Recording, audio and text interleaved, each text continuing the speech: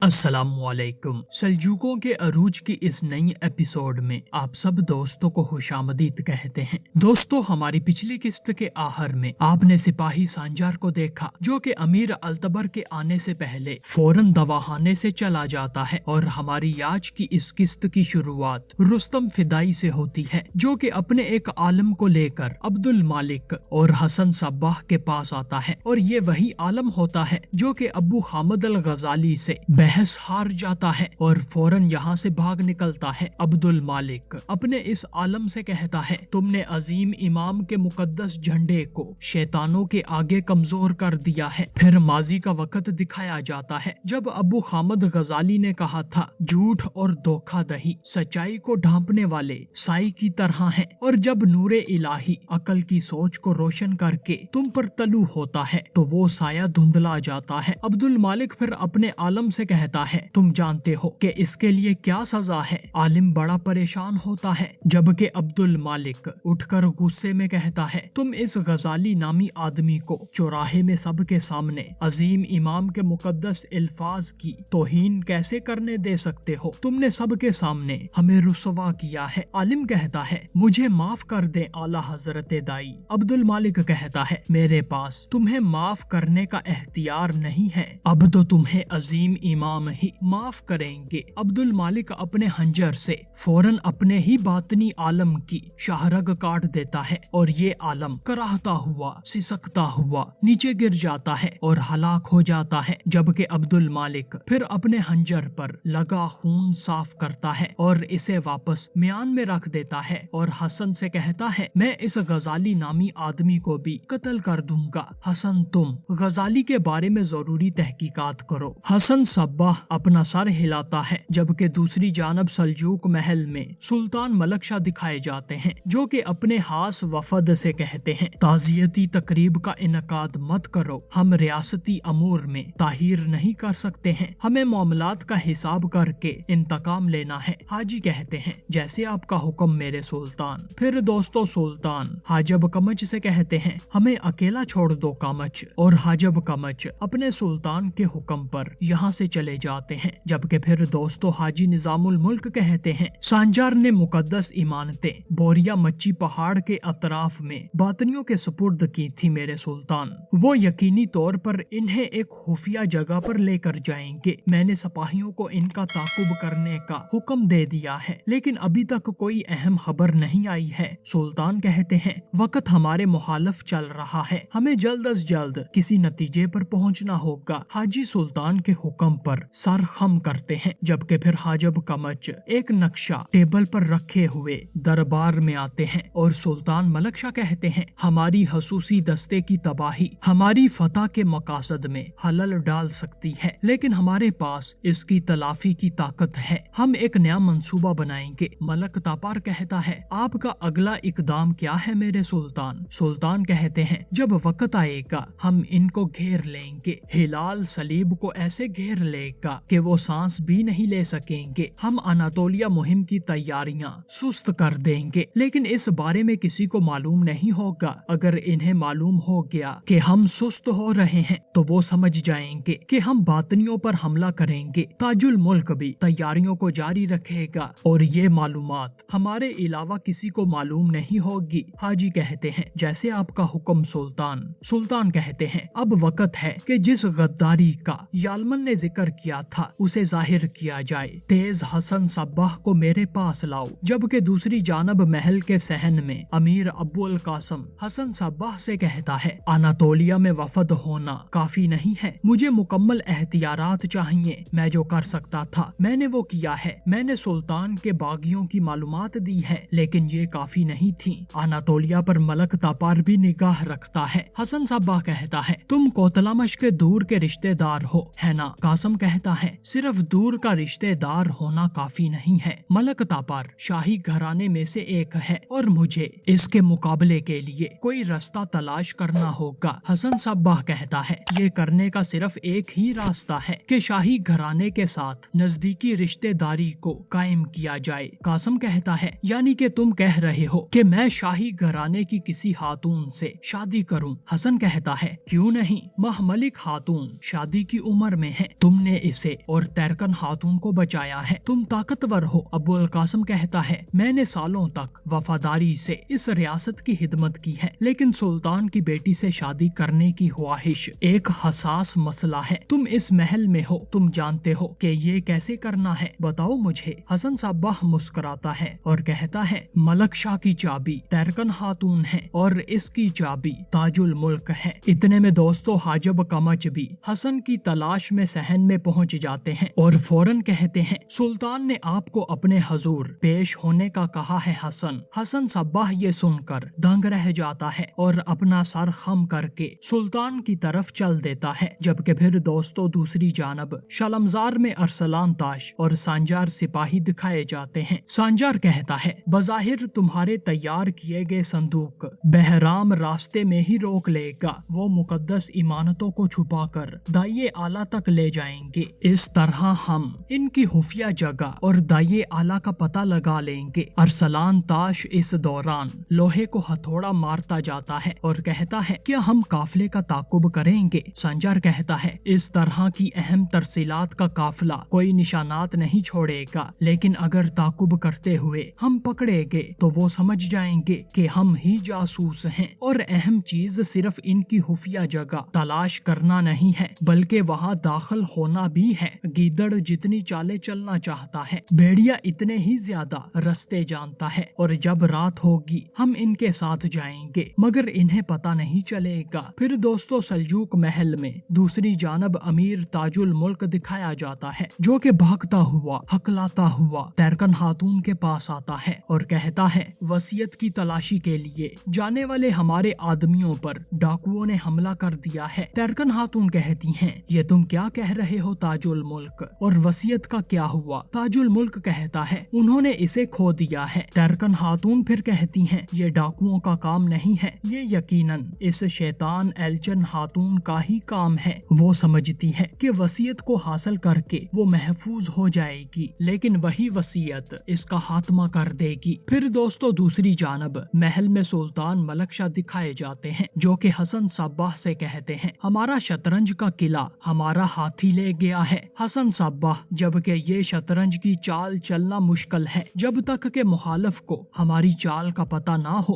क्या तुम कोवेल किले के इर्द गिर्द हमारे हसूसी दस्तों से कभी मिले थे? हसन सब्बाह अपने माजी का वक्त याद करता है और कहता है, नहीं मेरे सुल्तान, मैं अपना फर्ज पूरा करते ही वापस आ गया था। सुल्तान कहते हैं, तुम अपना फर्ज पूरा नहीं कर सके, मैंने तुम्हें कोवेल में इन्हें धमकाने और इनके हाथ पांव बांधने के लिए भेजा था, लेकिन उन्होंने फिर भी हमारे इंतहाई अहम मकाम पर वार किया है। हसन कहता है, मैंने इन्हें खबरदार किया था कि सल्जूकों की सरजमीन पर कुछ मत करना, लेकिन उन्होंने किले के आसपास हसूसी दस्ते पर हमला कर दिया। सुल्तान मलक शाह अपना हंजर जोर से शतरंज में गाड़ देते हैं और कहते हैं, क्या तुम अपनी नाअहली को माजरत से छुपाना चाहते हो? उन्होंने हमारे हसूसी दस्तों को तबाह कर दिया है और तुमने जो करना था वो भी नहीं किया है। तुमने मुझे कोई अहम मालूमात भी नहीं दी हैं। नुमाइंदगी करने से मुराद सिर्फ अपना दिया गया फर्ज पूरा करना नहीं होता, तुम्हारे पास अहम मालूमात भी नहीं है। हसन सब्बाह अपने दाई की बात याद करता है और फिर सुल्तान मलक शाह के मजीद गुस्से में आने से पहले इनसे कहता है, मेरे सुल्तान, कुस्तुनतुनिया से कोवेल किले में हसूसी सिपाही और हथियार भेजे जा रहे हैं। मजीद ये कि इनकी क़यादत शहनशाह का भतीजा कर रहा है। जब मैं कोवेल किले गया था तो मुझे ताजरों से ये मालूमात मिली थी, लेकिन अब मैंने इनकी तस्दीक करवाई है, ये वाकई में सच है। वो शमाली रास्ते से कोवेल से 1 दिन के फासले पर हैं। मेरा ख्याल है कि इस मालूमात को इस्तेमाल करने का यही अच्छा वक्त है। सुल्तान हैरानगी से कहते हैं, कुस्तुनतुनिया बेकार में ही इन्हें ये सिपाही और हथियार नहीं भेज रहा है, जैसा कि हसूसी दस्ते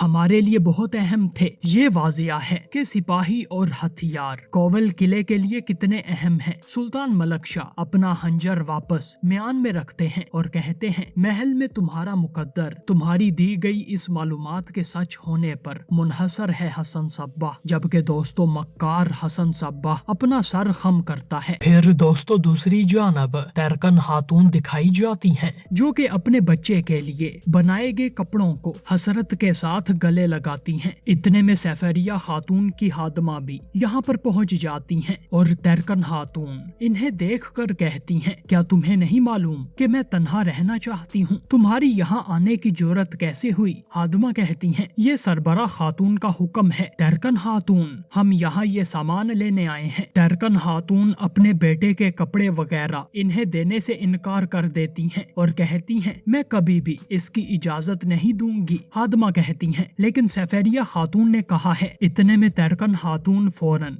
गुस्से में हादमा के पास आती हैं और कहती हैं, मैंने तुमसे कहा है कि मैं इसकी इजाजत नहीं दूंगी। कोई भी मेरे बच्चे के सामान को हाथ भी नहीं लगाएगा। तैरकन खातून फिर खुद सफेरिया खातून की तरफ चल देती हैं, जबकि सफेरिया खातून के यहाँ इस दौरान एल्चन खातून मौजूद होती हैं, जो कि इनसे कहती हैं, मेरा दिल तैरकन खातून के लिए ताज़ियत करना चाहता है, लेकिन आप जानती हैं कि वो मुझे देखना भी नहीं चाहती हैं। सफेरिया खातून कहती हैं, इसका गम बहुत बड़ा है। एल्चन खातून, तुम्हें अपने बच्चे के मातम करने वाली खातून से तल्ख नहीं होना चाहिए। एल्चन खातून कहती हैं, बिल्कुल अम्मी जान, इसके बरक्स तल्ख होने की बजाय मुझे इसको पुरसकून करने की कोशिश करनी चाहिए। इतने में तैरकन खातून भी यहाँ पर पहुँच जाती हैं और सफेरिया खातून कहती हैं, तुम्हें कुछ आराम करना चाहिए तैरकन खातून, लेकिन तुम यहाँ क्या कर रही हो? तैरकन खातून कहती हैं, मैंने सुना है कि आप मेरे बच्चे का सामान उठवाना चाहती हैं, लेकिन वो मेरे बच्चे की यादें हैं, मैं ये कभी नहीं होने दूंगी। सफेरिया खातून कहती हैं, हर दफा जब तुम अपने बच्चे का सामान देखती हो, तुम्हारे दिल का जख्म दोबारा बहने लगता है। तुम्हारा गुस्सा तुम्हारे दर्द की वजह से है। मुझे ये मालूम है ये मुश्किल है, मगर मैं चाहती हूँ कि तुम्हारा दर्द खत्म हो जाए और तुम जितनी जल्दी मुमकिन हो अपने दिल को सुकून दो। मेरा मकसद सिर्फ यही है। एल्चन खातून फिर तैरकन खातून से कहती हैं, आपके नुकसान का मुझे अफसोस हुआ है। तैरकन खातून एल्चन को कुछ जवाब दिए बगैर कहती हैं, अम्मी जान, आप ठीक कह रही हैं। मेरा दर्द मेरे बच्चे के लिए है, लेकिन मेरा गुस्सा नहीं। मेरे गुस्से का सबब मेरे बच्चे के लिए कमबख्ती लाने वाले हैं, और जब तक हमारे इर्द गिर्द बदबख्ती खत्म नहीं होती है, मेरा गुस्सा खत्म नहीं होगा। सफेरिया खातून कहती हैं, तैरकन खातून, तुम्हारे बच्चे की मौत तकदीरे इलाही है। कोई भी जाहिरी वजूहात ढूंढने की कोशिश ना करो। लेकिन दोस्तों, तैरकन खातून एल्चन खातून की जानब इशारा करती हैं और मजीद कुछ कहने ही लगती हैं, लेकिन सफेरिया खातून अपना आसा जोर से जमीन पर मारती हैं और कहती हैं, बस बहुत हो गया। तैरकन खातून, तुम्हारे वसवसों की वजह से तुमने मेरी और दाइयों की एक नहीं सुनी। तुम उठी और चल दी। इस गलती की कीमत हम सब पर बहुत भारी पड़ी है, लेकिन अब तुम्हें होश में आ जाना चाहिए। अब तुम कुछ भी नहीं करोगी, बस जाकर आराम करो। फिर दोस्तों, तैरकन खातून गुस्से में यहाँ से चली जाती हैं और कमरे से निकलने के बाद फिरदौस हादमा अपनी हानम से कहती हैं, क्या हुआ बेगम साहिबा? तैरकन खातून कहती हैं, सफेरिया खातून, वो मुझे इस सारे मामले में जिम्मेदार ठहरा रही हैं। इन्हें एल्चन खातून का मकरू चेहरा नजर नहीं आ रहा। फिरदौस, तुम अब से एल्चन खातून पर नजर रखो। हमें अब खुद से ये पर्दा उठाना होगा। फिरदौस कहती है, जैसे आपका हुक्म बेगम साहिबा। फिर दोस्तों, दूसरी जानब शालमजार में सांजार और अरसलान ताश दिखाए जाते हैं। अरसलान ताश सांजार को जहरीले मर्तबानों के संदूक की तरफ लेकर आता है और सांजार इनके पास आकर कहता है, ये यहाँ बेकार में नहीं रखे गए हैं। अरसलान ताश, जरूर इनका कोई मंसूबा है, मैं वहाँ इस संदूक में जाऊंगा। लेकिन अरसलान ताश फौरन कहता है, सांजार, इसका मतलब है कि तुम अपनी जिंदगी को खतरे में डाल रहे हो। इन संदूकों में मौजूद अज्जा मोहलक हैं। सांजार कहता है, चूँकि इसके अंदर जहरीले मादे मौजूद हैं, इसीलिए इसकी जांच पड़ताल नहीं की जाएगी। अरसलान ताश फौरन कहता है, लेकिन अगर तुम संदूक से वक्त पर नहीं बाहर निकलते हो तो तुम बच नहीं पाओगे सांजार। लेकिन सांजार कहता है, मैंने सुल्तान से अपनी जान का वादा किया था। अरसलान ताश, बाकी कुछ अहम नहीं है। अरसलान ताश कहता है, मुझे भी अपने साथ आने दो सांजार। जब तुम अपनी जिंदगी खतरे में डालोगे, मैं यहाँ पीछे इंतजार नहीं कर सकता हूँ। सांजार कहता है, नहीं, तुम्हें यहाँ रहना होगा, मेरी बात मानो, यही काफी है। सांजार जहरीला संदूक खोलता है और इसमें मौजूद जहरीले मर्तबान के साथ बैठ जाता है, जबकि अरसलान ताश फौरन इसकी रस्सी बंद करना शुरू कर देता है। लेकिन इसी दौरान रुस्तम फिदाई भी एक फिदाई के हमरा यहाँ पर पहुँच जाता है और सरसराहट सुनकर फौरन अरसलान ताश संदूकों को गिरा लगाकर سانجار سے کہتا ہے کوئی آ رہا ہے سانجار، ہوشیار ہو جاؤ، اور پھر دوستو ارسلان تاش پاس ہی چھپ جاتا ہے۔ ادھر رستم فدائی صندوقوں کے پاس آتا ہے اور اپنے ایک فدائی سے کہتا ہے ان صندوقوں کو کچھ بھی نہیں ہونا چاہیے۔ اس دوران دوستو فدائی فوراً سانجار والے صندوق کے پاس آتا ہے اور اسے کھولنے ہی لگتا ہے، لیکن رستم کہتا ہے اسے مت کھولو، ان میں زہریلے اجزاء موجود ہیں، انہیں کبھی نہ کھولنا، اب میرے ساتھ آؤ چلو۔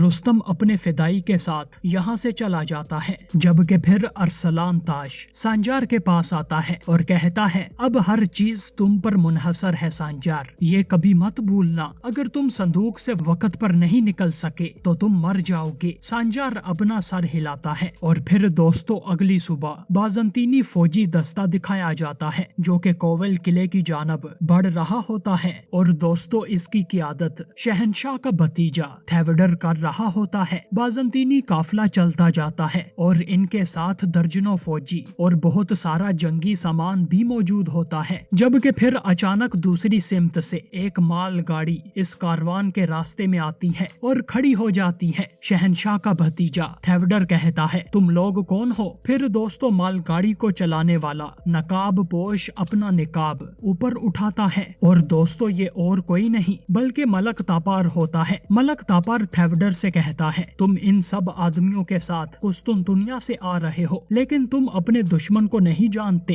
جس کے ساتھ تم نے لڑنا ہے۔ تھیوڈر بڑا پریشان ہوتا ہے اور غصے کے ساتھ کہتا ہے ترک، ہاں اندریاس نے درست کہا تھا، کوول کی سرزمین ترکوں کے خون سے میری پیاس بجھائے گی اور ان میں سے سب سے پہلے تم ہوگے، لیکن مجھے اپنا نام تو بتاؤ تاکہ میں جان سکوں کہ میں نے کس سے آغاز کیا تھا۔ ملک تاپار مسکراتا ہے اور کہتا ہے فکر نہ کرو، تم اپنے آدمیوں کے سروں پر میرا نام دیکھو گے، کیونکہ میں جن دشمنوں کو تیروں سے مارتا ہوں وہ اپنا نام ان کے سروں پر کندہ کرتے ہیں۔ ملک تاپار فوراً اپنی تیر کمان نکالتے ہیں اور اسی دوران مال گاڑی میں سے تیر انداز سلجوق فوجی نکلتے ہیں اور تھیوڈر کے تیر انداز سپاہیوں پر تیر برساتے ہیں۔ ملک تاپار اور سپاہیوں کے تیر سے ایک ایک کر کے سارے بازنطینی تیر انداز سپاہی ہلاک ہو جاتے ہیں، اور کمانڈر تھیوڈر چلاتا ہوا کہتا ہے مار دو انہیں، ان سب کے سر کاٹ دو۔ پھر دوستو دوسری جانب سے سلطان ملک شاہ حاجی نظام الملک کے ہمراہ اپنے فوجیوں کے ساتھ نمودار ہوتے ہیں، اور سلطان ملک شاہ کہتے ہیں یہ حملہ میرے بہادر یالمن کے لیے، ہمارے شہیدوں کے انتقام کے لیے ہے۔ اور پھر دوستو گھمسان کی جنگ شروع ہوتی ہے۔ ملک تاپار اور سلطان ملک شاہ بازنطینی فوجیوں کو کاٹتے جاتے ہیں، جبکہ حاجی نظام الملک اپنے کلہاڑے سے دشمن پر قہر ڈھاتے ہیں۔ حاجب کامچ اور باقی حسوسی سپاہی بڑی ہی بہادری سے اپنے سلطان کے شانہ بشانہ لڑتے ہیں، جبکہ بازنطینی کمانڈر تھیوڈر یہ دیکھ کر پریشان ہو جاتا ہے۔ ادھر ملک تاپار ایک وقت میں 3 سے 4 بازنطینیوں سے لڑتے جاتے ہیں اور آگے بڑھتے جاتے ہیں، جبکہ دوسری جانب حاجی نظام الملک اپنے سپاہی یالمن کا انتقام لیتے ہوئے کئی فوجیوں کو ہلاک کرتے ہیں، اور ساتھ میں اللہ اکبر نعرے تکبیر کی صدا لگاتے ہیں۔ اور دوستو اس وقت تک کافی سارے بازنطینی فوجی مارے جاتے ہیں، اور پھر سلطان ملک شاہ بازنطینی شہنشاہ کے بھتیجے تھیوڈر کی جانب آگے بڑھتے ہیں، اور دوستو یہیں ہماری آج کی اس قسط کا اختتام ہوتا ہے۔